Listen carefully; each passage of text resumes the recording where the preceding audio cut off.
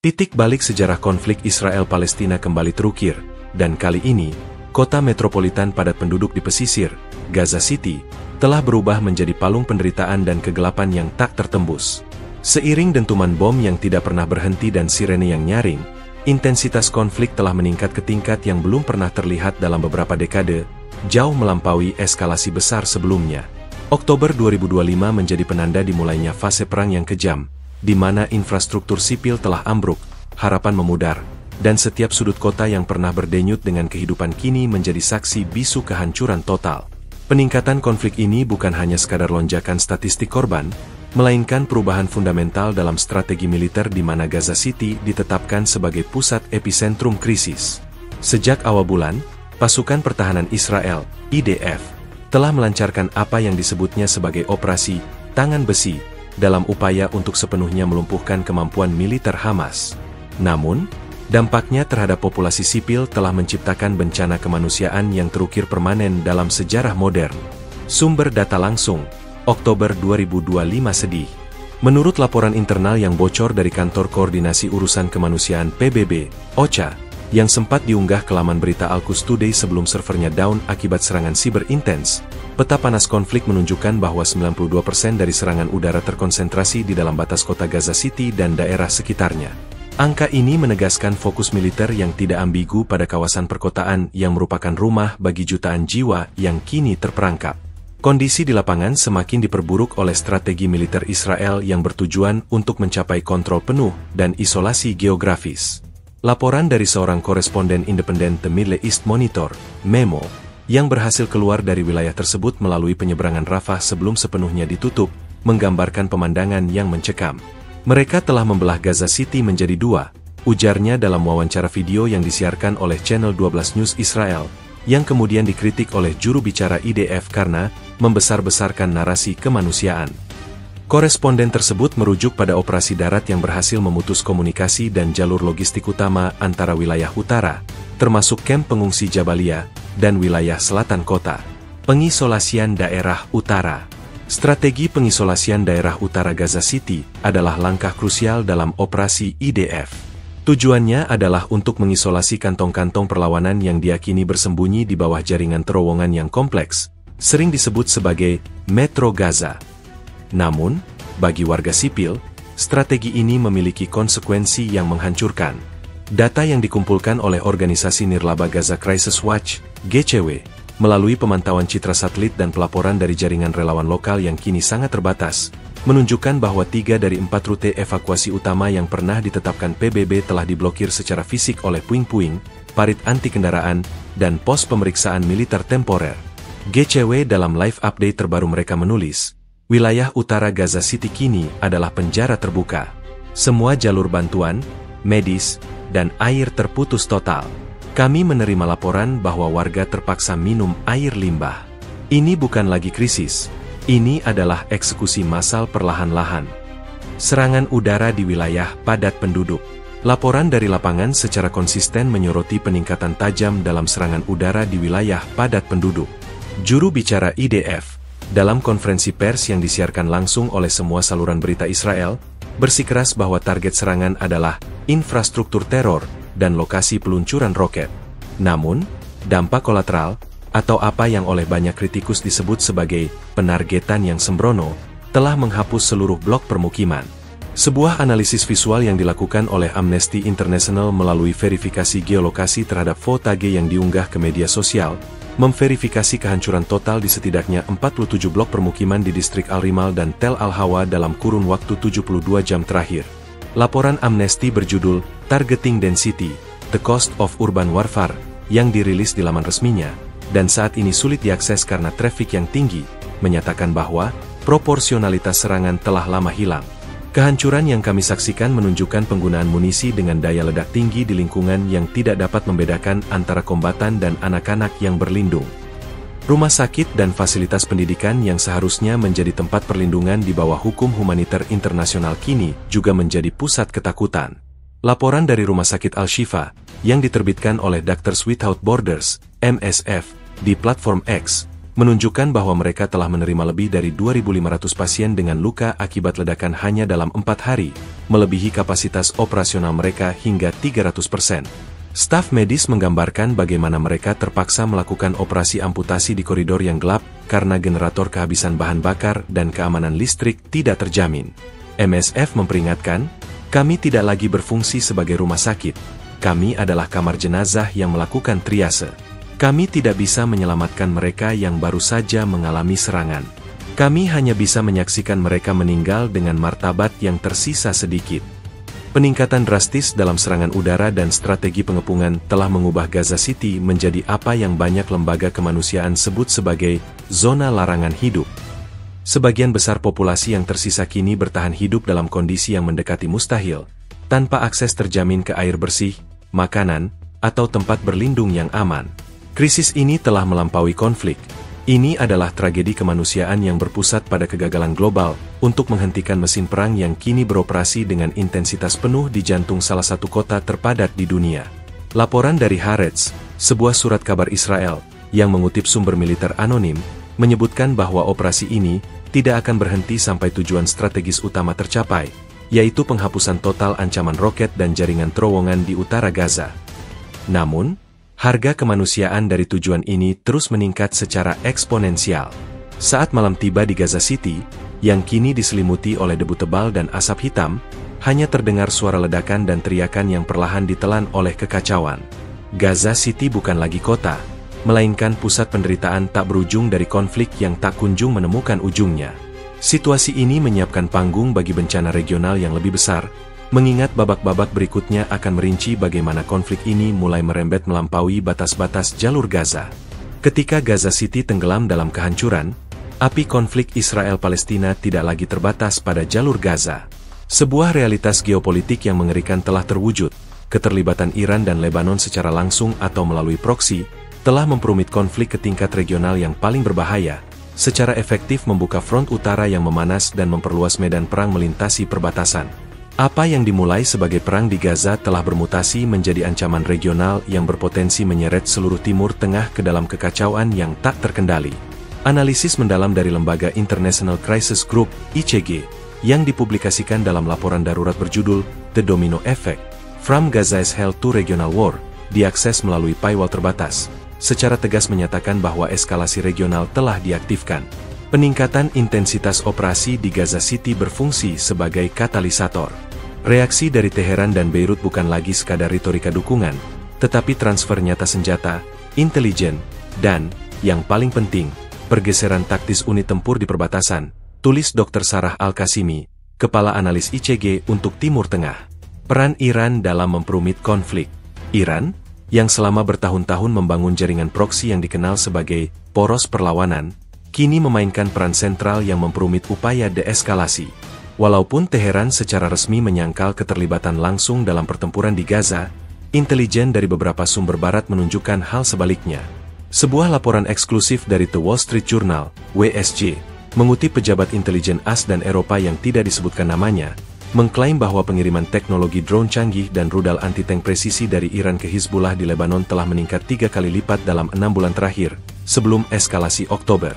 Laporan tersebut merinci bagaimana drone Shahed 136, yang dikenal mematikan, kini dioperasikan oleh milisi yang bersekutu dengan Hizbullah, meningkatkan daya gempur mereka terhadap posisi militer Israel. Koresponden keamanan WSJ menulis, ini adalah upaya kalibrasi yang berbahaya. Iran ingin mempertahankan tekanan maksimal di perbatasan utara Israel tanpa memicu perang teluk skala penuh, tetapi garis batas itu menipis setiap jam. Medan perang meluas ke Lebanon. Ancaman terbesar bagi Israel, setelah Gaza, datang dari perbatasan utara dengan Lebanon, di mana Hizbullah telah meningkatkan serangan balasan sebagai respons terhadap operasi di Gaza.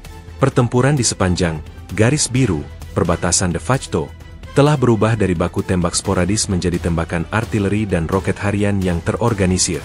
Kementerian Pertahanan Israel, IMOD, dalam briefing pers yang disiarkan di Kan News, mengungkapkan data yang mengkhawatirkan, lebih dari 4.000 proyektil, termasuk roket, mortir, dan rudal anti-tank, telah ditembakkan dari Lebanon dalam periode sejak eskalasi konflik di Gaza.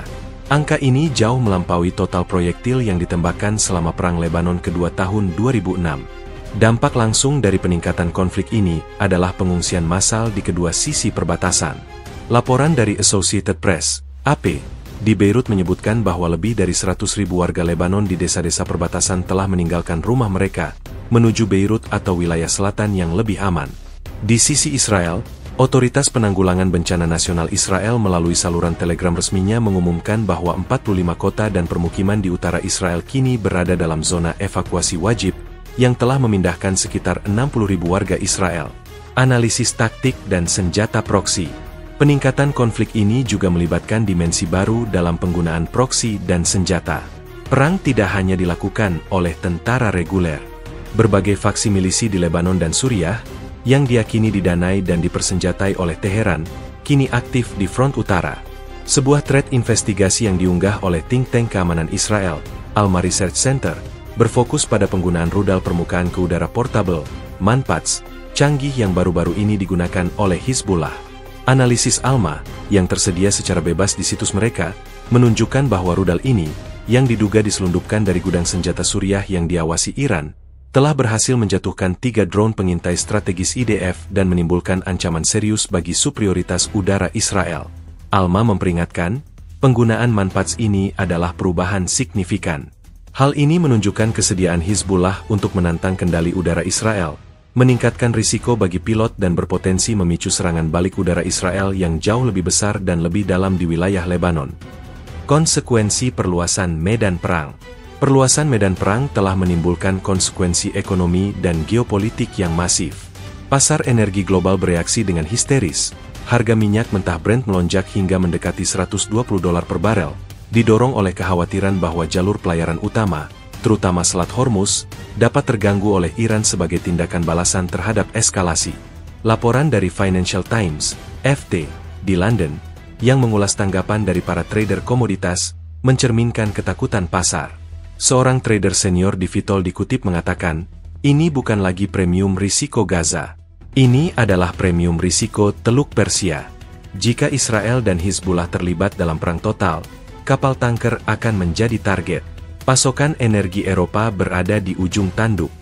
Dalam dimensi yang lebih gelap, terdapat laporan yang belum terverifikasi mengenai serangan lintas perbatasan dari Suriah oleh kelompok-kelompok yang bersekutu dengan Iran, yang secara sporadis menembakkan roket ke dataran tinggi Golan yang diduduki Israel. Meskipun serangan ini tampaknya bersifat simbolis dan tidak terkoordinasi, mereka menegaskan bahwa seluruh poros perlawanan telah diaktifkan. Secara keseluruhan, ini menggambarkan bagaimana krisis di Gaza telah menjadi sekering yang menyulut gudang mesiu regional. Keterlibatan Iran dan Lebanon, diiringi oleh perpindahan persenjataan canggih dan pengungsian massal di perbatasan, telah mengubah wajah konflik. Dunia kini bukan hanya menyaksikan kehancuran Gaza City, tetapi juga berhadapan dengan prospek yang mengerikan dari konflik regional yang berlarut-larut dengan implikasi global. Perluasan medan perang ini memaksa komunitas internasional untuk segera mengatasi akar permasalahan, bukan hanya dampaknya, sebelum seluruh wilayah terbakar tanpa harapan untuk dipadamkan. Di tengah gemuruh bom dan sirene yang nyaris tak terdengar lagi karena kelelahan pendengaran, realitas paling brutal dari konflik yang meningkat di Gaza City adalah dampak kemanusiaan yang tak terbayangkan dan statistik korban sipil yang mengerikan. Setiap serangan udara, setiap tembakan artileri, bukan hanya menghancurkan bangunan, tetapi juga memutus nyawa manusia dalam skala yang belum pernah ada sebelumnya. Angka-angka ini bukan sekadar data, mereka mewakili kehancuran keluarga, hilangnya generasi, dan runtuhnya tatanan sipil. Laporan yang mengejutkan dari Kementerian Kesehatan Palestina di Gaza, yang meskipun beroperasi dalam kondisi yang nyaris mustahil, berhasil meneruskan datanya melalui koneksi satelit Starlink yang diselundupkan ke luar negeri, mencatat bahwa lebih dari 66.000 orang telah dilaporkan tewas sejak eskalasi konflik ini mencapai puncaknya. Angka ini, yang dikonfirmasi secara independen oleh World Health Organization, WHO, melalui perbandingan data dari kamar mayat yang masih berfungsi dan catatan pendaftaran sipil darurat, mengejutkan para pengamat global. Dr. Rania Halawa, juru bicara WHO yang beroperasi dari Kairo, dalam press briefing yang disiarkan di BBC News, menyatakan, 66.000 bukan lagi korban perang. Ini adalah populasi yang terhapus. Kami memperkirakan 70% dari korban tewas adalah perempuan dan anak-anak, sebuah indikasi tragis dari penargetan atau kegagalan total untuk melindungi populasi sipil di wilayah yang sangat padat. Kondisi dan jenis luka korban. Tingginya angka kematian disertai dengan jenis luka yang sangat parah dan traumatis pada puluhan ribu orang yang berhasil bertahan hidup. Rumah sakit yang tersisa di Gaza City dan sekitarnya kini berjuang melawan gelombang pasien dengan luka yang disebabkan oleh munisi berdaya ledak tinggi, HI, yang digunakan di lingkungan perkotaan.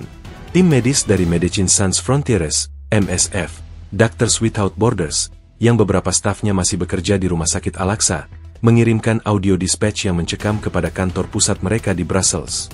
Dalam rekaman tersebut, seorang ahli bedah ortopedi, yang hanya dikenal sebagai Dr. Youssef, menjelaskan, "Kami melihat luka ledakan yang tidak seperti yang pernah kami tangani. Bukan hanya pecahan peluru, tetapi luka bakar tingkat 3 yang luas, cedera remuk, crush injuries, akibat bangunan yang runtuh, dan amputasi traumatis. Kami melakukan 50 amputasi sehari, seringkali tanpa anestesi yang memadai, karena kami kehabisan segalanya. Luka-luka ini dirancang untuk membunuh secara perlahan atau meninggalkan cacat permanen." Laporan MSF ini, yang kemudian disorot oleh The New York Times dalam artikel investigasi mereka, menggarisbawahi kegagalan global dalam menyediakan bantuan medis yang memadai. Sistem kesehatan yang runtuh total. Angka korban yang tinggi telah berbenturan dengan keruntuhan total sistem kesehatan di Gaza. Data dari UNICEF menunjukkan bahwa dari 36 rumah sakit utama yang beroperasi sebelum eskalasi, 32 kini sudah tidak berfungsi, baik karena hancur akibat serangan, kehabisan bahan bakar dan pasokan medis, atau karena dikepung. Rumah Sakit Al-Shifa, yang dulunya merupakan fasilitas terbesar, kini beroperasi di bawah bayang-bayang kegelapan dan kekurangan. Seorang jurnalis lepas untuk AFP berhasil masuk sebentar ke halaman rumah sakit dan melaporkan bahwa halaman tersebut telah menjadi kamar mayat massal darurat, karena kamar mayat utama penuh dan lemari es tidak berfungsi karena pemadaman listrik total. Laporan AFP juga mencatat bahwa puluhan bayi prematur yang rentan terancam meninggal karena inkubator mereka hanya mendapatkan listrik sporadis dari generator darurat yang hampir kehabisan bahan bakar diesel. Sebuah petisi mendesak yang diluncurkan oleh Amnesty International menuntut koridor kemanusiaan bahan bakar, menyoroti bahwa hanya 10% dari kebutuhan bahan bakar harian medis yang berhasil masuk ke Gaza selama minggu ini. Kesulitan warga sipil dan pengungsian. Warga sipil yang selamat menghadapi kondisi yang jauh lebih sulit daripada yang bisa digambarkan oleh kata-kata. Dengan isolasi daerah utara Gaza City, puluhan ribu orang kini hidup tanpa akses ke kebutuhan dasar. Laporan dari Oxfam, yang menggunakan data pemantauan air dari sumber-sumber lokal yang independen, mengindikasikan bahwa 98% air yang tersedia untuk konsumsi di Gaza City kini tidak layak minum dan sangat terkontaminasi. Kekurangan air dan sanitasi telah menyebabkan peningkatan tajam kasus diare, disentri, dan kolera, ancaman penyakit yang berpotensi membunuh lebih banyak orang daripada bom. Seorang warga sipil, UM Muhammad, yang berhasil mengungsi ke wilayah selatan Gaza, memberikan kesaksian dalam wawancara video dengan Al Jazeera English yang sangat emosional. "Saya melihat anak saya meninggal bukan karena pecahan peluru, tetapi karena dehidrasi dan infeksi yang tidak bisa saya obati. Kami minum air yang berbau busuk. Kami makan sisa-sisa makanan kaleng. Mereka yang tidak terbunuh oleh bom, akan dibunuh oleh penyakit dan kelaparan." Kesaksian ini mencerminkan krisis yang jauh melampaui konflik bersenjata dan masuk ke ranah bencana kesehatan masyarakat yang masif. Lebih lanjut, laporan dari Badan PBB untuk Pengungsi Palestina, UNRWA, yang diterbitkan di dashboard krisis mereka, menunjukkan bahwa fasilitas UNRWA yang pada telah mencapai 500% dari kapasitas aslinya, dengan rata-rata 500 orang berbagi satu toilet. Kondisi ini mempercepat penyebaran penyakit dan menambah penderitaan mental serta fisik para pengungsi. Kondisi yang diuraikan, ini menegaskan bahwa Gaza City telah menjadi zona bencana. Angka 66.000 korban tewas adalah pengingat yang menyakitkan tentang kegagalan pencegahan global, dan runtuhnya sistem kesehatan menandakan bahwa penderitaan akan terus berlanjut bahkan setelah senjata dibungkam. Para korban yang masih hidup kini menghadapi peperangan lain, melawan penyakit, kelaparan, dan ketiadaan harapan. Ketika tragedi kemanusiaan mencapai puncaknya di Gaza City, lapisan penderitaan berikutnya terungkap. Upaya kemanusiaan sangat terhambat oleh masalah keamanan, logistik, dan politik, yang berpuncak pada keputusan dramatis dan belum pernah terjadi sebelumnya oleh organisasi bantuan utama. Jantung dari respons kemanusiaan global telah dipaksa berhenti berdetak, dan penarikan organisasi sekelas Palang Merah Internasional, ICRC, menjadi simbol kegagalan komunitas internasional dalam menciptakan ruang aman bagi bantuan. Keputusan ICRC untuk menghentikan operasi di Gaza City dan bagian utara jalur Gaza memicu alarm global. Dalam sebuah pernyataan pers darurat yang disiarkan dari markas besar mereka di Jenewa, Direktur Jenderal ICRC, Robert Mardini, mengumumkan penghentian operasional sebagian besar timnya di zona konflik aktif. Pernyataan tersebut, yang tersedia di laman resmi ICRC, menegaskan, tingkat bahaya yang dihadapi oleh staf kami, yang mencakup serangan langsung terhadap konvoi yang ditandai dengan jelas dan penembakan fasilitas yang dilindungi, telah melampaui ambang batas operasional yang dapat diterima. Keselamatan staf kami tidak dapat lagi dijamin, bahkan di bawah bendera netralitas yang paling dihormati sekalipun. Penarikan ini bukan hanya soal logistik, tetapi merupakan pengakuan yang menyakitkan bahwa hukum humaniter internasional telah benar-benar ambruk di lapangan. Hambatan terhadap bantuan dan keamanan yang merosot. Upaya kemanusiaan telah menjadi medan perang tersendiri. Sejak eskalasi Oktober, organisasi-organisasi bantuan melaporkan bahwa rintangan telah berubah dari birokrasi menjadi ancaman fisik yang fatal. Laporan internal dari Badan PBB untuk Pengungsi Palestina, UNRWA, yang bocor ke media Axios di Washington, mencatat bahwa 42 insiden penembakan atau penghancuran properti PBB terjadi dalam periode 2 minggu, termasuk gudang penyimpanan makanan vital dan sekolah yang berfungsi sebagai tempat berlindung. Axios mengutip seorang pejabat senior PBB yang berkata, "Mereka menargetkan kami, secara sengaja atau tidak sengaja, dan hasilnya sama, kami tidak bisa bekerja." Ini adalah kelaparan yang diinduksi oleh konflik, bukan hanya efek sampingnya. Masalah keamanan bukan hanya ancaman langsung dari pertempuran. Kekacauan sipil dan penjarahan yang didorong oleh keputusasaan ekstrim juga menambah kompleksitas. Dengan otoritas sipil yang tidak berfungsi, konvoi bantuan yang sesekali berhasil masuk menjadi sasaran putus asa warga sipil. Sebuah laporan video yang disiarkan oleh Sky News Arabia menunjukkan adegan di mana kerumunan besar menyerbu truk-truk tepung di jalanan yang hancur dekat Al-Zahra, dengan petugas keamanan lokal yang kewalahan dan mundur karena takut akan kekerasan massa. Dampak penangguhan operasi. Penarikan ICRC memiliki dampak langsung dan menghancurkan pada korban. ICRC adalah tulang punggung dalam misi penting seperti evakuasi medis kritis, mediasi untuk akses air dan listrik, dan kunjungan ketahanan dan sandera. Dengan penghentian operasi, fungsi-fungsi vital ini terhenti. Sebuah analisis cepat yang dilakukan oleh Human Rights Watch, HRW, dan dipublikasikan di blog mereka menyoroti, ICRC adalah satu-satunya entitas yang memiliki mandat unik dan kepercayaan untuk beroperasi di garis depan yang paling panas. Penarikan mereka berarti bahwa ribuan warga sipil yang terluka parah di zona isolasi utara kini tidak memiliki harapan untuk dievakuasi atau mendapatkan perawatan pasca operasi. Ini adalah hukuman mati yang ditandatangani oleh masalah keamanan. HRW menyerukan kepada pihak-pihak yang bertikai untuk segera menghormati lencana palang merah dan menciptakan deconflicting zone yang dapat diverifikasi. Logistik bantuan yang lumpuh. Bahkan bantuan yang berhasil masuk melalui penyeberangan Rafah, sebelumnya ditutup total dan kini dibuka sporadis untuk bantuan terbatas, harus menghadapi rintangan logistik yang hampir tidak dapat diatasi. Laporan dari Organisasi Kesehatan Dunia, WHO, di lapangan menyatakan bahwa hanya 5% dari kebutuhan medis harian yang berhasil masuk dan didistribusikan. Salah satu masalah utamanya adalah bahan bakar. Bahan bakar diesel sangat penting untuk generator rumah sakit, pompa air, dan truk distribusi. Keputusan Israel untuk membatasi atau menolak masuknya bahan bakar karena kekhawatiran disalahgunakan oleh Hamas telah melumpuhkan upaya kemanusiaan. Dalam sebuah wawancara dengan Reuters, juru bicara PBB untuk wilayah Palestina, Jens Laerke, menjelaskan kegagalan ini, "Kami tidak bisa memompa air tanpa bahan bakar.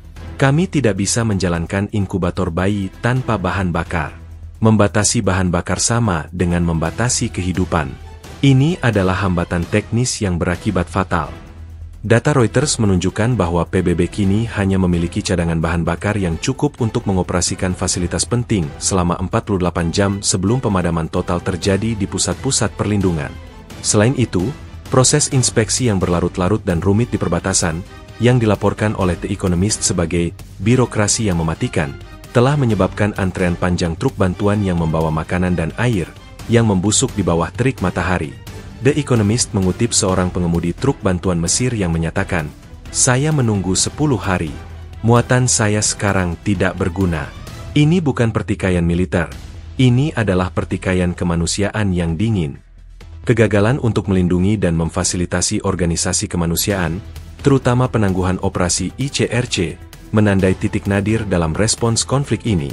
Ini menegaskan bahwa Gaza City tidak hanya bergulat dengan pertempuran militer, tetapi juga dengan penolakan akses kemanusiaan secara efektif oleh pihak-pihak yang bertikai dan kegagalan global untuk menjamin koridor aman yang efektif. Dengan penghentian layanan penyelamat hidup ini, puluhan ribu warga sipil di utara kini benar-benar terisolasi dan berada dalam kondisi yang semakin putus asa.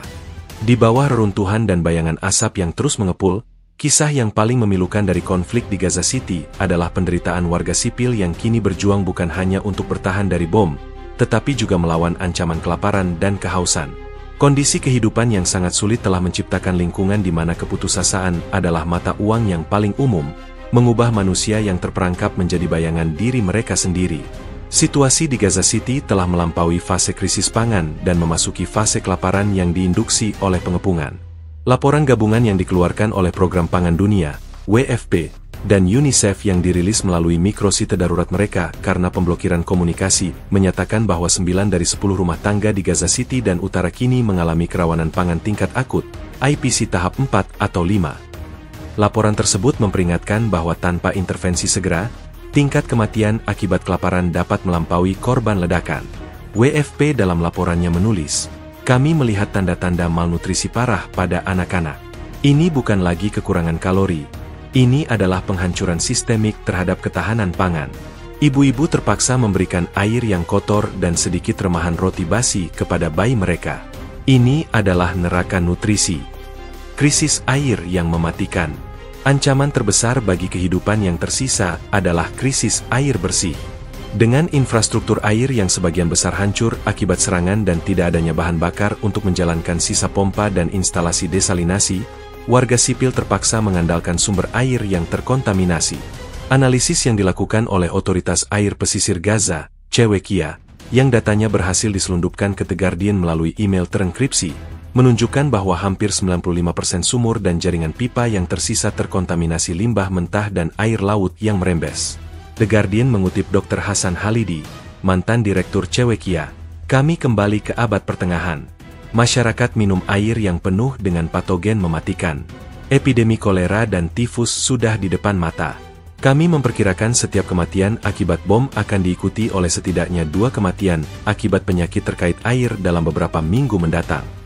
Sebuah kesaksian mengerikan datang dari seorang wanita tua bernama Halima, yang tinggal di kamp pengungsi beach yang kini nyaris hancur. Dalam wawancara voice note yang direkam oleh jurnalis Middle East Eye, MA, ia menceritakan pengalamannya mencari air. "Kami menggali lubang di pasir untuk mencari sedikit air payau. Air itu berwarna coklat dan berbau. Anak saya sakit, dia muntah sepanjang hari, tapi ini satu-satunya air yang kami miliki. Rasanya seperti kami harus memilih, mati karena bom sekarang atau mati karena penyakit dalam beberapa hari." Kesaksian seperti ini telah menjadi narasi harian yang menyayat hati dari zona konflik. Rumah sakit sebagai tempat perlindungan terakhir. Dengan kehancuran rumah dan tempat berlindung, rumah sakit yang tersisa, seperti Rumah Sakit Al-Aqsa di selatan Gaza City, telah berubah menjadi kamp pengungsian yang terlalu padat. Ribuan orang yang kehilangan tempat tinggal berdesak-desakan di koridor dan halaman, mencari perlindungan di bawah asumsi, yang semakin rapuh, bahwa fasilitas medis akan dihormati. Seorang sukarelawan muda dari Bulan Sabit Merah Palestina, PRCS, yang menggunakan koneksi VSAT terbatas untuk melakukan live stream singkat di platform YouTube, menunjukkan kondisi yang ada. Dalam siaran yang terputus-putus itu, ia memperlihatkan anak-anak tidur di antara tumpukan kain kasa kotor dan pasien yang terluka. "Kami memiliki lebih dari 20.000 orang di sini. Mereka bukan pasien, mereka pengungsi. Kami tidak punya makanan untuk mereka. Kami tidak punya air. Hanya ada kekacauan dan ketakutan," ujarnya sambil menangis. Video ini, yang langsung dibagikan oleh berbagai organisasi HAM, menjadi bukti visual mengenai kondisi de facto ketiadaan tempat berlindung yang aman di Gaza City, penderitaan psikologis dan trauma kolektif. Selain trauma fisik akibat ledakan, penderitaan psikologis yang dialami warga sipil, terutama anak-anak, telah mencapai tingkat krisis yang tidak dapat diatasi. Organisasi Kesehatan Dunia, WHO, dan mitra lokal melaporkan bahwa hampir 100% anak-anak yang tersisa di Gaza City menunjukkan gejala gangguan stres pasca trauma, PTSD. Laporan dari Save the Children, berjudul The Sledge of Terror, yang dipublikasikan setelah mewawancarai beberapa profesional kesehatan mental yang berhasil keluar, menyebutkan bahwa anak-anak menunjukkan gejala seperti mutisme selektif, kehilangan kemampuan berbicara, mengompol di malam hari, dan histeria saat mendengar suara keras. Kepala program Save the Children untuk Timur Tengah, Jason Lee, dikutip dalam press release mereka, "Kami memiliki seluruh generasi anak-anak yang kini secara permanen dirusak secara psikologis. Mereka telah menyaksikan kengerian yang tak seharusnya dilihat oleh orang dewasa sekalipun. Trauma kolektif ini akan berlanjut selama beberapa dekade, jauh setelah konflik militer berakhir." Kesaksian warga sipil yang berhasil keluar dari Gaza City dengan susah payah seringkali berfokus pada hilangnya kemanusiaan dan martabat. Seorang guru sekolah dasar, yang diwawancarai oleh CNN di Kairo, meringkas situasi tersebut dengan gamblang, "Kami tidak takut mati, kami takut cara kami mati. Kami takut anak-anak kami akan mati kelaparan, atau kehausan, atau karena penyakit di tengah tumpukan sampah. Hilangnya martabat untuk sekadar hidup bersih dan aman, itu adalah penderitaan terbesar." Ini menutup gambaran mengenai bencana kemanusiaan di Gaza City. Penderitaan warga sipil, yang terperangkap antara serangan militer di satu sisi dan kelaparan, penyakit, serta krisis air di sisi lain, telah menciptakan skenario yang digambarkan para ahli sebagai kehancuran sosial biologis. Tanpa perubahan dramatis dalam akses bantuan dan keamanan, nasib puluhan ribu orang yang tersisa di Gaza City akan ditentukan oleh elemen-elemen paling dasar dari kehidupan yang kini berada di luar jangkauan mereka. Di balik tirai asap tebal yang menyelimuti Gaza City, sebuah operasi militer sedang berlangsung dengan tingkat intensitas dan kekejaman taktis yang mengejutkan para pengamat perang kota di seluruh dunia. Babak konflik ini ditandai oleh taktik perang kota yang diterapkan oleh pasukan pertahanan Israel, IDF, yang sangat agresif, yang bertujuan untuk melumpuhkan jaringan terowongan Hamas sambil menghadapi kenyataan pahit dari populasi sipil yang terperangkap. Analisis militer menunjukkan bahwa IDF menggunakan kombinasi kekuatan udara yang masif dan penetrasi darat yang lambat namun mematikan, mengubah Gaza City menjadi laboratorium untuk peperangan urban abad ke-21 dengan harga kemanusiaan yang sangat tinggi. Laporan mendalam dari Institut Studi Perang, ISW, yang berbasis di Washington DC, yang diterbitkan di laman Defense News, menguraikan strategi IDF. Analis ISW, Mayor Jenderal Purnawirawan Ethan Cohen, dalam wawancara video, menjelaskan bahwa operasi di Gaza City adalah contoh dari apa yang disebut strategi pembersihan dan pemotongan, clear and severe. Tujuan utama IDF adalah untuk memotong Gaza City menjadi beberapa kantong kecil, mengisolasi pusat-pusat perlawanan Hamas di setiap kantong tersebut, dan kemudian membersihkannya secara sistematis. Pendekatan ini meminimalkan korban tempur IDF, tetapi secara inheren memaksimalkan kehancuran infrastruktur sipil yang padat, kata Cohen. Pengepungan dan pemutusan infrastruktur. Elemen kunci dalam taktik ini adalah penggunaan kekuatan insinyur tempur yang besar untuk menghancurkan apapun yang dapat digunakan sebagai tempat perlindungan atau titik perlawanan. Laporan dari Pusat Intelijen Terorisme dan Informasi Meir Amit Israel secara rutin merilis update ringkasan untuk pers, mengklaim bahwa lebih dari 500 pintu masuk terowongan telah ditemukan dan dihancurkan di wilayah utara Gaza City saja. Namun, proses penghancuran ini melibatkan penggunaan bahan peledak yang sangat kuat, seringkali menyebabkan runtuhnya bangunan-bangunan di atas tanah yang berdekatan. Citra satelit resolusi tinggi yang dianalisis oleh perusahaan intelijen geospasial Planet Labs, dan disajikan dalam laporan investigasi Washington Post, menunjukkan bahwa persentase kerusakan bangunan di beberapa distrik Gaza City Utara telah mencapai 75%, di atas ambang batas yang secara umum didefinisikan sebagai tidak dapat dihuni. Washington Post mengutip ahli pemetaan perang kota, Dr. Emily Charter, kerusakan ini bukan lagi hasil sampingan dari serangan, melainkan bagian integral dari strategi. Mereka menciptakan zona penyangga de facto yang luas dengan cara menghancurkan, memastikan bahwa Hamas tidak dapat kembali dengan cepat ke area yang telah dibersihkan. Pertempuran jaringan terowongan bawah tanah, The Gaza Metro. Aspek paling unik dan mematikan dari perang kota ini adalah pertempuran di dalam jaringan terowongan bawah tanah Hamas, dijuluki Metro Gaza. IDF telah mengembangkan dan mengerahkan teknologi serta taktik baru untuk menghadapi jaringan yang kompleks ini, yang mencakup jebakan, bunker komando, dan ruang tembak.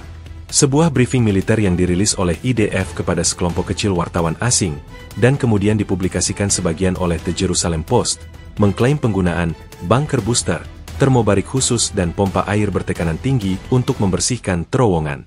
Namun, laporan ini memicu kritik keras dari kelompok hak asasi manusia. Amnesty International dalam rilis pers terbarunya menyatakan bahwa penggunaan senjata termobarik yang menghabiskan oksigen di area di mana warga sipil kemungkinan mencari perlindungan bawah tanah, merupakan pelanggaran berat terhadap hukum perang. Menggunakan senjata yang tidak pandang bulu di mana-mana di bawah kota menimbulkan risiko tak terbatas terhadap kehidupan sipil. Setiap terowongan yang dibersihkan berpotensi mengorbankan puluhan nyawa yang tidak terlibat di atas atau di bawah tanah, tegas juru bicara Amnesty International. Respon taktis Hamas. Di sisi lain, Hamas dan faksi bersenjata lainnya menunjukkan adaptasi yang cepat dan efektif terhadap tekanan IDF, yang turut memperpanjang pertempuran dan meningkatkan risiko terhadap warga sipil. Laporan yang diterbitkan oleh RUSI, Royal United Services Institute, di London, sebuah think tank pertahanan terkemuka, menganalisis taktik asimetris Hamas. RUSI menyoroti bahwa Hamas telah berhasil melakukan apa yang disebut ambus pasukan dekat, close quarters ambush, menggunakan terowongan kecil sebagai jalur serangan dadakan dan kemudian mundur cepat, sehingga sulit bagi IDF untuk mengidentifikasi dan membalas tembakan tanpa menggunakan kekuatan yang berlebihan. Analis RUSI, Dr. Michael Clark, dalam sebuah podcast wawancara, menjelaskan, mereka menarik IDF ke dalam perangkap di mana keuntungan teknologi Israel, seperti kekuatan udara dan tank, dinetralkan oleh jarak tembak yang sangat dekat.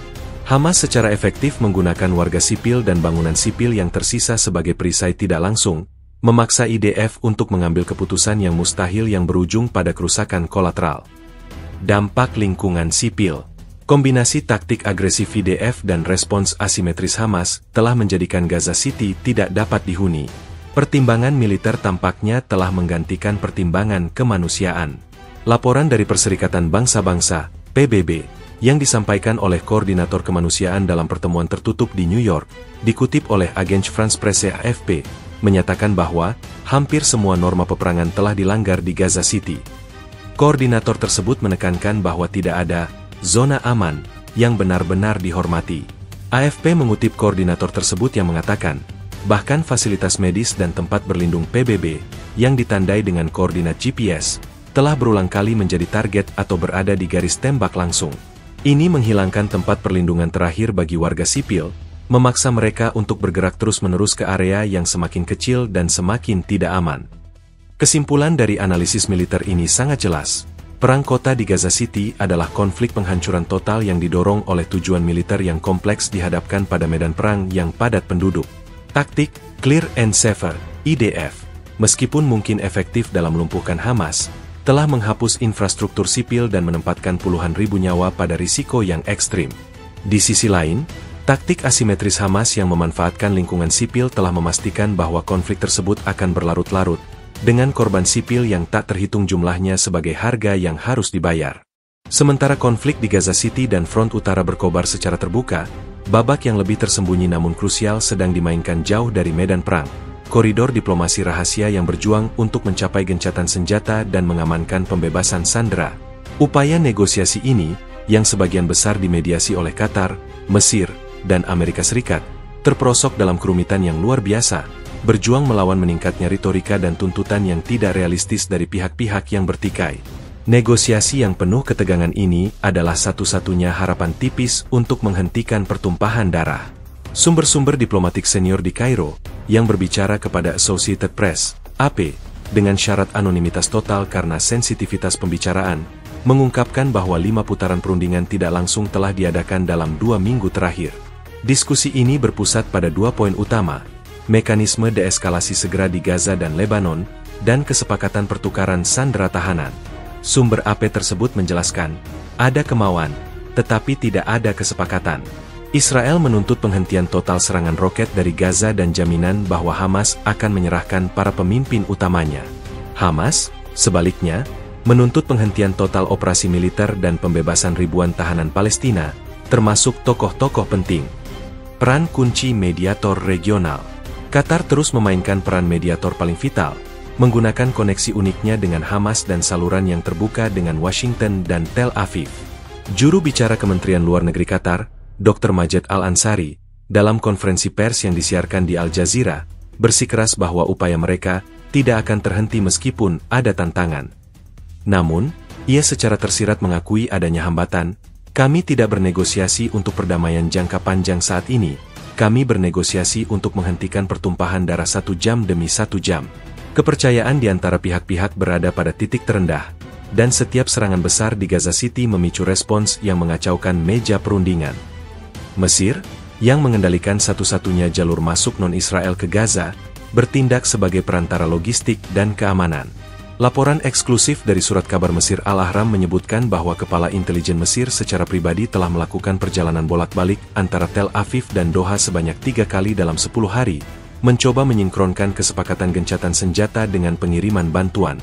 Al-Ahram mengutip seorang pejabat keamanan yang mengatakan bahwa fokus Mesir saat ini adalah gencatan senjata kemanusiaan 48 jam, yang memungkinkan pengiriman bahan bakar vital dan evakuasi ratusan orang asing dan orang yang terluka parah. Namun, upaya ini berulang kali gagal karena Israel menolak menghentikan operasi darat tanpa pembebasan sandera terlebih dahulu. Jebakan pertukaran sandera. Isu sandera Israel yang ditahan di Gaza City menjadi titik paling emosional dan politis dalam negosiasi. Terdapat sekitar 240 sandera yang diperkirakan masih ditahan. Hamas, melalui juru bicara militernya yang berbicara dalam pesan audio yang dirilis di saluran Telegram, telah mengaitkan pembebasan sandera secara langsung dengan pembebasan semua tahanan Palestina, termasuk tokoh-tokoh dengan hukuman seumur hidup. Tuntutan ini secara efektif meminta Israel untuk mengosongkan penjara-penjara mereka. The Jerusalem Post, mengutip sumber dari kantor Perdana Menteri Israel, melaporkan bahwa kabinet perang Israel terbagi secara mendalam. Ada tekanan publik yang sangat besar dari keluarga sandera untuk menyetujui kesepakatan apapun. Namun, faksi garis keras di pemerintahan khawatir bahwa kesepakatan pertukaran massal akan dipandang sebagai kemenangan strategis Hamas dan hanya akan menjamin pertempuran di masa depan, tulis analis politik The Jerusalem Post, Yaakov Katz. Situasi ini menciptakan dilema moral yang mendalam bagi Tel Aviv, menyelamatkan nyawa sandera atau mempertahankan prinsip keamanan jangka panjang. Intervensi Amerika Serikat dan ancaman regional.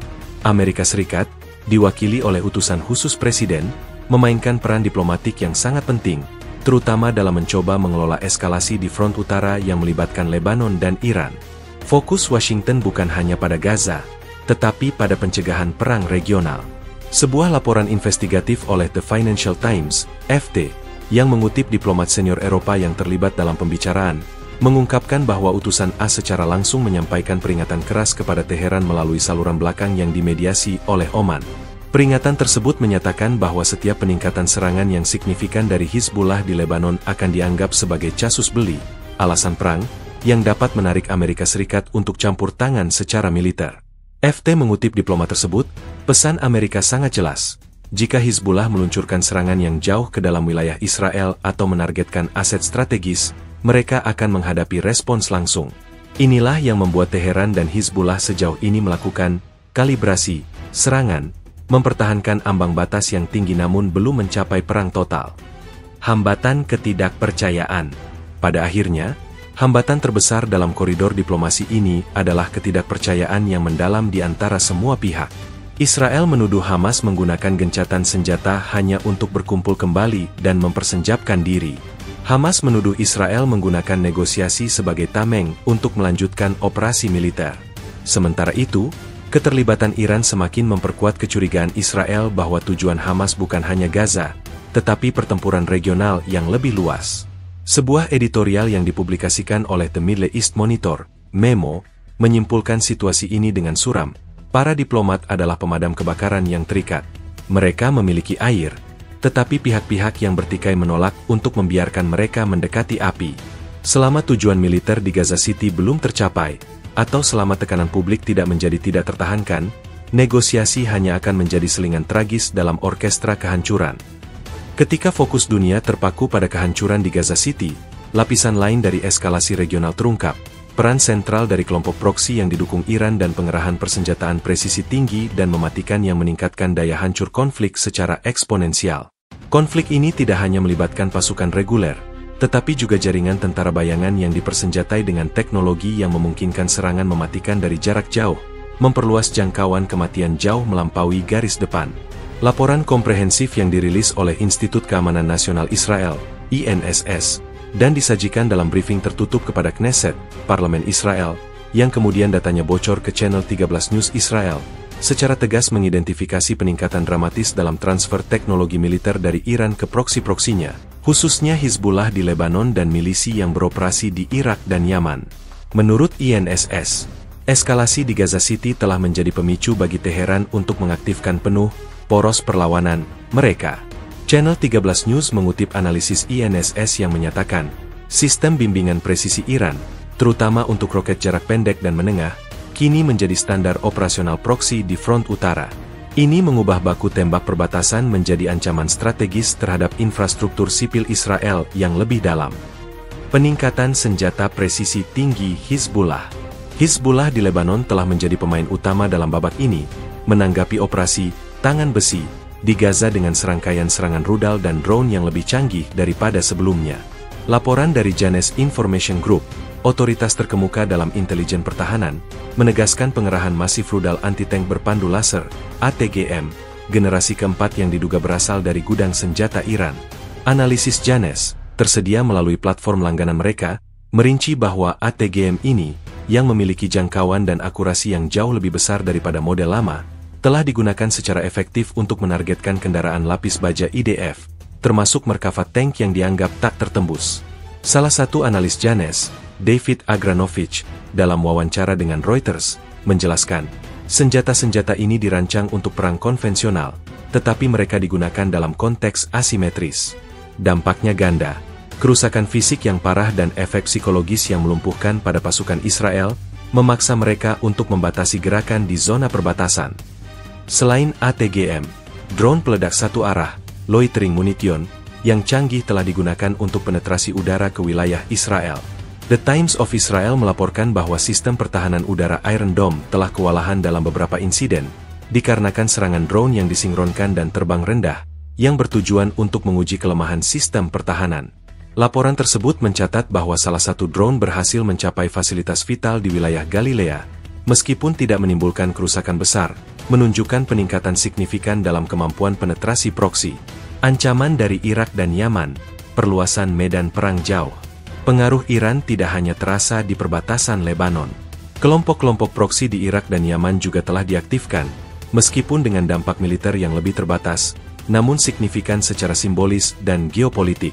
Kelompok milisi Harakat Al-Nujabah di Irak, yang didukung Iran, secara terbuka mengklaim tanggung jawab atas serangkaian serangan drone jarak jauh yang menargetkan pangkalan AS di wilayah Suriah dan Irak, sebagai tindakan balasan terhadap dukungan Washington kepada Israel. Walaupun pangkalan-pangkalan ini bukan wilayah Israel, serangan ini secara efektif memperluas lingkup geografis ketegangan, memaksa Amerika Serikat untuk mempertahankan aset militernya di wilayah yang semakin tidak stabil. Sementara itu, Houthi di Yaman terus meningkatkan serangan mereka di Laut Merah. Laporan dari United Kingdom Maritime Trade Operations, UKMTO, mencatat 4 insiden serangan rudal anti-kapal dalam periode yang dilaporkan, yang menargetkan kapal-kapal komersial yang terkait dengan Israel. The Financial Times dalam analisisnya menyebut serangan Houthi ini sebagai blokade bayangan Laut Merah. FT mengutip seorang pakar maritim, ancaman ini telah memaksa perusahaan pelayaran global untuk mengalihkan rute kapal mereka di sekitar Afrika, yang berdampak besar pada biaya asuransi, harga energi global, dan rantai pasokan. Iran secara efektif menggunakan proksinya untuk membebankan biaya ekonomi kepada negara-negara yang mendukung Israel, tanpa perlu mengerahkan pasukannya sendiri. Daya hancur terhadap warga sipil Gaza.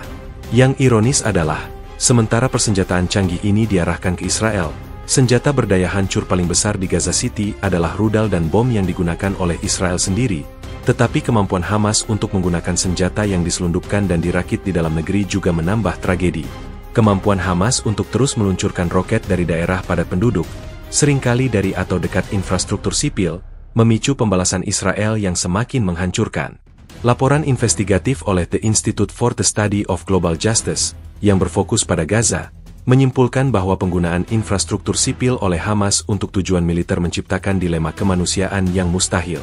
Laporan tersebut dapat diunduh secara bebas di situs mereka, menyatakan, Penyimpanan roket atau peluncur di bawah sekolah atau rumah sakit secara efektif mengubah properti yang dilindungi tersebut menjadi target militer yang sah di mata IDF. Hal ini membenarkan, dari sudut pandang militer, serangan yang menyebabkan kehancuran massal, meskipun melanggar prinsip proporsionalitas karena menimbulkan korban sipil yang sangat tinggi. Singkatnya, ini menegaskan bahwa konflik di Gaza City telah menjadi konflik regional karena transfer senjata dan aktivasi proksi Iran. Penggunaan senjata presisi dan drone oleh proksi memperumit keamanan Israel, sementara ancaman dari kelompok di Yaman dan Irak meluas ke jalur pelayaran global. Di tengah semua ini, senjata yang digunakan oleh semua pihak, baik yang canggih maupun yang rakitan, secara kolektif meningkatkan daya hancur konflik dan menjamin bahwa korban sipil yang mengerikan di Gaza City akan terus bertambah. Ketika Gaza City masih menjadi pusat duka dan kehancuran, mata dunia keamanan kini tertuju ke utara, di mana front utara yang memanas di perbatasan Israel-Lebanon telah mencapai tingkat ketegangan yang hanya selangkah lagi menuju perang total.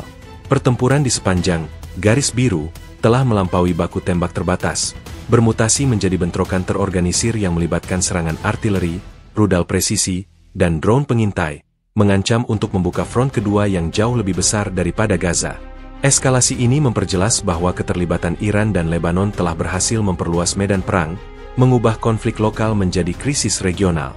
Laporan dari Lembaga Penelitian Studi Pertahanan Israel, INSS, yang disajikan dalam briefing militer rahasia dan kemudian diungkapkan secara rinci oleh Haaretz, mengindikasikan bahwa frekuensi dan kompleksitas serangan dari Lebanon telah meningkat 300% sejak operasi darat intensif Israel dimulai di Gaza City. Haaretz mengutip analisis INSS yang menyatakan, Hizbullah telah melewati ambang batas serangan dukungan, dan kini terlibat dalam operasi penghancuran aset strategis di sepanjang perbatasan. Mereka tidak lagi hanya menembak untuk mengikat pasukan IDF, mereka menargetkan pusat komando, stasiun radar, dan titik-titik vital lainnya dengan rudal yang dipandu secara presisi. Dampak serangan rudal presisi. Penggunaan rudal anti-tank dan rudal permukaan ke permukaan presisi oleh Hizbullah telah mengubah dinamika konflik perbatasan. Berbeda dengan roket tanpa pemandu, seperti yang diluncurkan oleh Hamas, rudal ini diarahkan untuk mencapai target militer dengan akurasi tinggi, yang meningkatkan risiko eskalasi besar karena menimbulkan kerugian yang lebih signifikan. Video investigasi yang dirilis oleh The Wall Street Journal, WSJ, yang menganalisis rekaman drone dan video dari ponsel di lapangan, memverifikasi setidaknya 15 serangan tepat sasaran dalam seminggu terakhir yang berhasil menghantam pos-pos militer IDF dan fasilitas penyimpanan senjata di Galilea. WSJ mengutip Letnan Kolonel, Purnawirawan, Amerika Serikat, Stephen Bidley, seorang ahli peperangan, yang menyatakan, ini adalah permainan yang sangat berbahaya. Hizbullah menunjukkan kemampuan mereka untuk memukul dengan keras dimanapun mereka mau. Respon Israel terhadap kerugian ini akan menjadi penentu apakah kita melihat Perang Lebanon 2006 terulang kembali, tetapi dengan daya tembak yang jauh lebih besar di kedua sisi. Krisis kemanusiaan lintas batas. Dampak langsung dari front utara yang memanas adalah krisis pengungsian massal di kedua sisi perbatasan. Kota-kota dan desa-desa di Israel Utara telah dikosongkan secara efektif. Data yang diterbitkan oleh Otoritas Nasional Manajemen Darurat, NEMA, Israel, tersedia di situs web pemerintahan, menunjukkan bahwa lebih dari 90.000 penduduk Israel dari komunitas perbatasan telah dievakuasi dan dipindahkan ke hotel-hotel atau fasilitas pengungsian darurat di wilayah selatan dan tengah. Perintah evakuasi wajib ini menunjukkan tingkat ancaman yang sangat serius yang dirasakan oleh pemerintah Israel. Di sisi Lebanon, situasinya sama suramnya.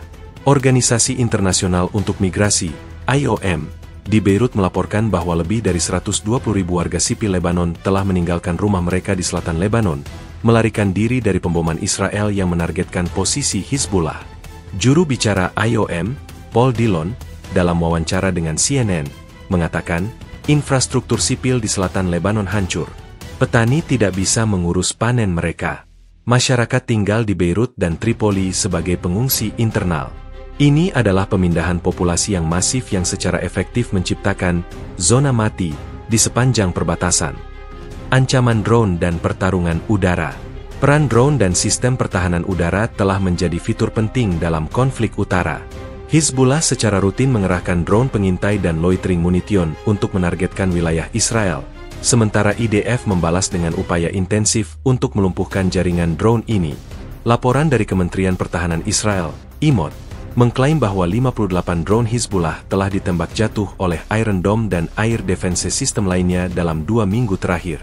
Namun, IMOD juga secara terbuka mengakui bahwa beberapa drone berhasil menembus pertahanan, menyebabkan kerusakan pada properti sipil dan infrastruktur komunikasi di wilayah utara, yang kemudian dilaporkan oleh Ma'arif sebagai kegagalan sistemis dalam menghadapi serangan drone yang terkoordinasi.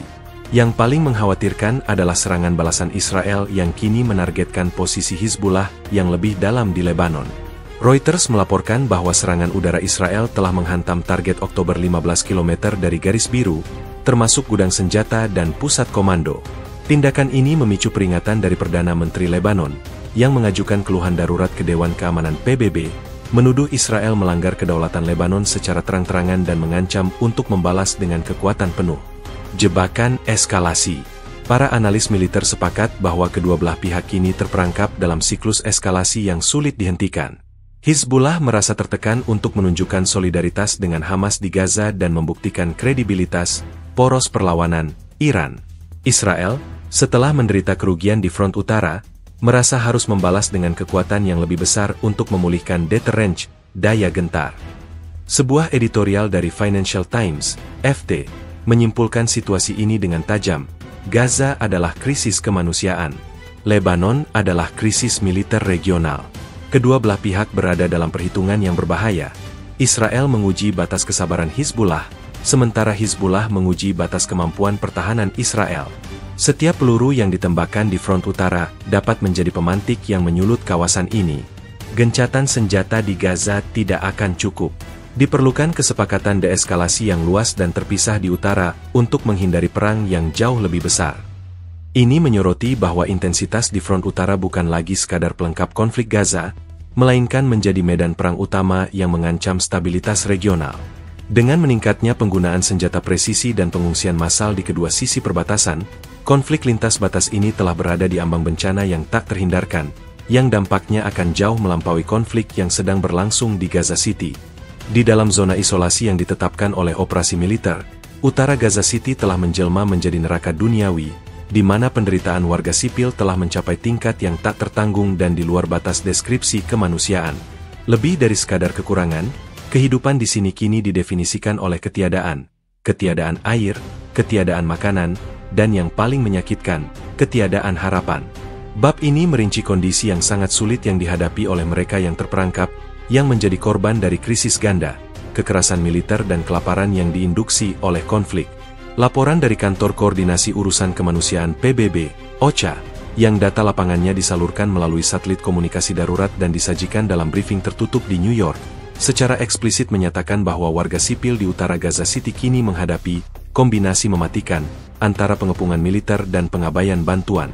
Data OCHA yang bocor ke Agence France Presse, AFP, menunjukkan bahwa pengiriman bantuan yang berhasil masuk ke wilayah utara telah menurun hingga 98% sejak isolasi total diberlakukan. AFP mengutip Koordinator Kemanusiaan PBB, truk bantuan tidak lagi menjadi masalah logistik, mereka adalah sasaran tembak. Setiap jam yang terlewati berarti ratusan orang menghadapi kematian yang tak terhindarkan akibat dehidrasi dan kelaparan. Kami tidak lagi melihat kelaparan, kami melihat kelaparan massal. Krisis air. Kehausan yang membunuh. Krisis air telah menjadi pembunuh diam-diam yang paling efektif. Dengan hancurnya jalur pipa utama dan tidak adanya bahan bakar untuk memompa air dari sumur yang tersisa, warga sipil terpaksa minum dari sumber air yang sangat terkontaminasi. Organisasi Kesehatan Dunia, WHO, yang berkoordinasi dengan petugas medis yang tersisa di Rumah Sakit Al-Ahli, mengeluarkan peringatan kesehatan masyarakat yang paling keras. Analisis WHO yang dipublikasikan dalam laman Global Health Watch mereka menunjukkan peningkatan dramatis kasus hepatitis A, tifus, dan kolera, semuanya disebabkan oleh air yang terkontaminasi. Kami telah melewati batas. Penyakit yang terkait dengan air adalah manifestasi dari bencana kesehatan yang akan menyapu bersih yang selamat. Air kotor adalah senjata biologis yang tidak terlihat, kata Dr. Tarik Jasarevic, juru bicara WHO, dalam wawancara telepon dengan Reuters. Kesaksian dari seorang ayah, Abu Khalid, yang terperangkap di lingkungan Sheikh Radwan di utara, dikirimkan melalui voice message kepada kerabatnya di Mesir yang kemudian menyebarkannya kepada Al Jazeera. Suaranya terdengar pecah karena kelelahan. Saya menjual cincin pernikahan istri saya hanya untuk mendapatkan sebotol air yang kotor. Kami memasaknya, tetapi baunya tetap busuk. Anak bungsu saya, berusia 3 tahun, mengalami diare selama 5 hari. Saya tidak bisa membawanya ke rumah sakit, di sana lebih berbahaya. Saya hanya bisa melihatnya menjadi lebih kurus dan lebih lemah. Setiap tegukan yang kami ambil adalah pertaruhan hidup dan mati. Krisis pangan, kehancuran pasar dan distribusi. Kekurangan pangan telah melumpuhkan masyarakat. Tidak hanya bantuan luar yang terhenti, tetapi pasar lokal dan rantai pasokan domestik di Gaza City juga telah hancur total akibat pengeboman dan penjarahan yang didorong oleh keputusasaan. Program Pangan Dunia, WFP, dalam laporan internalnya, memperkirakan bahwa harga sisa makanan yang tersedia, tepung, beras, gula, telah melonjak hingga 4.000% dibandingkan sebelum konflik. Sebagian besar warga sipil kini mengandalkan makanan ternak, pakan burung, atau daun-daunan untuk bertahan hidup. Sebuah foto yang beredar luas di media sosial, diverifikasi oleh Associated Press, AP, sebagai diambil di sekitar kamp pengungsi Jabalia yang terisolasi, menunjukkan kerumunan orang dewasa dan anak-anak berdesakan mengumpulkan remah-remah makanan dari truk bantuan yang dihancurkan oleh serangan udara. Foto itu menjadi simbol visual dari degradasi kemanusiaan. AP mengutip seorang pakar gizi darurat, ketika orang mencapai tahap ini, mereka berada dalam mode bertahan hidup paling primitif. Kerusakan jangka panjang akibat kelaparan pada anak-anak, stunting, kerusakan kognitif, dan sistem kekebalan yang hancur, akan menciptakan generasi yang cacat secara permanen, terlepas dari hasil konflik. Keputusasaan dan degradasi martabat. Penderitaan tidak hanya bersifat fisik, hilangnya martabat dan keputusasaan psikologis telah menjadi epidemi yang tak terhindarkan. Kesaksian yang dikumpulkan oleh Doctors Without Borders, MSF, Medicine Sans Frontieres dari para pengungsi yang berhasil mencapai fasilitas medis mereka di selatan mengungkapkan pola trauma dan keputusasaan yang mendalam. Para penyintas menggambarkan bagaimana mereka harus meninggalkan anggota keluarga yang sakit atau terluka parah di reruntuhan, karena tidak mampu membawa mereka ke tempat aman. Seorang psikolog MSF yang berbicara kepada BBC Radio 4 melalui telepon satelit, Dr. Lena Al-Haj, menjelaskan fenomena yang disebutnya mati rasa kolektif, kolektive numbing. Orang-orang telah melihat begitu banyak kematian, begitu banyak kehancuran, sehingga mereka tidak lagi bisa memprosesnya. Anak-anak melihat orang tua mereka menangis tanpa air mata. Ketika Anda harus memilih antara minum air yang membuat Anda sakit atau mati kehausan, Anda kehilangan esensi kemanusiaan. Keputusasaan di utara Gaza adalah virus yang menghancurkan jiwa, bahkan sebelum bom atau penyakit sempat membunuh raga. Tempat perlindungan yang berubah menjadi jebakan. Fasilitas yang seharusnya menjadi tempat berlindung, seperti sekolah UNRWA dan beberapa masjid, kini telah menjadi jebakan yang padat penduduk. Dengan runtuhnya layanan keamanan dan aturan sipil, persaingan untuk mendapatkan ruang dan sumber daya menjadi brutal. Laporan dari seorang koresponden lepas yang bekerja untuk The New Yorker, yang berhasil berbicara dengan para pengungsi yang melarikan diri, menyebutkan adanya kekerasan antar pengungsi dan perampokan kecil di fasilitas perlindungan yang padat. Hukum rimba berlaku. Yang kuat mengambil dari yang lemah. Tidak ada yang datang untuk menghentikan kami karena tidak ada polisi. Tidak ada PBB yang dapat menjamin keamanan. Kami hidup dalam ketakutan ganda. Takut pada militer di luar dan takut pada tetangga kami di dalam, kata salah satu pengungsi. Ini menyimpulkan bahwa penderitaan warga sipil di Gaza City Utara telah mencapai titik kritis di mana kelangsungan hidup dasar berada dalam bahaya yang belum pernah terjadi sebelumnya. Krisis air dan pangan, ditambah dengan ketiadaan layanan kesehatan dan perlindungan, mengancam untuk mengubah angka 66.000 korban tewas menjadi angka yang jauh lebih besar melalui bencana kelaparan dan penyakit. Kondisi yang sangat sulit ini adalah bukti kegagalan kolektif global untuk melindungi warga sipil dari dampak langsung dan tidak langsung dari perang, dan menciptakan beban moral yang tak terhapuskan pada semua pihak yang terlibat dalam konflik dan diplomasi.